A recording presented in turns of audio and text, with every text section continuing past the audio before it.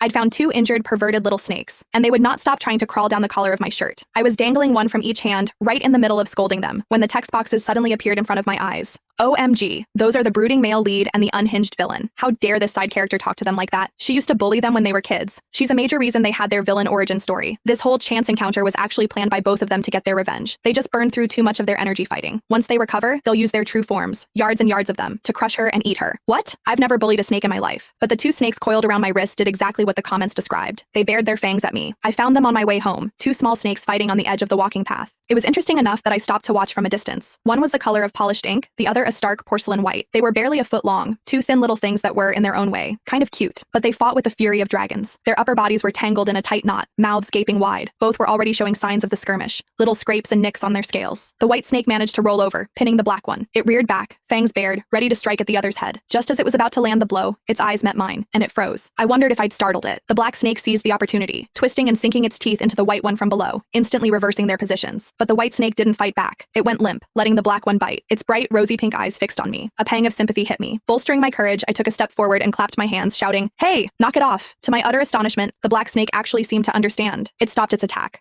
The white snake lay on the grass, exposing its soft underbelly. The bite marks were clear against its pale scales, and it looked like it was on the verge of death. The black snake stared at me with its beady black bean eyes, then glanced at the motionless white snake beside it. A frantic energy seized it, its tongue flicking in and out of its mouth so fast it was a blur. It looked like it was trying desperately to speak. Seeing my bewildered expression, it gave up and simply copied the white one, flopping onto the grass and going perfectly still. Well, I figured that was a truce. I turned and continued home. It wasn't until I was standing at my front door, digging through my purse for my keys, that I realized they had followed me. Our eyes met, all six of them. In perfect unison, both snakes went limp and dropped to the welcome mat with a soft thump. It was the most blatant case of insurance fraud I'd ever seen. "You want to come home with me?" Both of them started wagging their tails furiously. "I don't know," I hesitated. "Wild snakes can be dirty, have parasites and stuff, and I'm pretty sure there are rules against just picking up wildlife." The white snake stopped moving, its tongue flicking out pathetically. The black one, however, started spinning in tight circles, as if trying to show me how clean it was, that it wasn't wild at all. After a moment of internal debate, I let them in. I didn't have a proper terrarium, so a clear plastic storage bin would have to do for now. Surprisingly, they were almost unnervingly obedient. When I pointed to the bin, they slithered right in.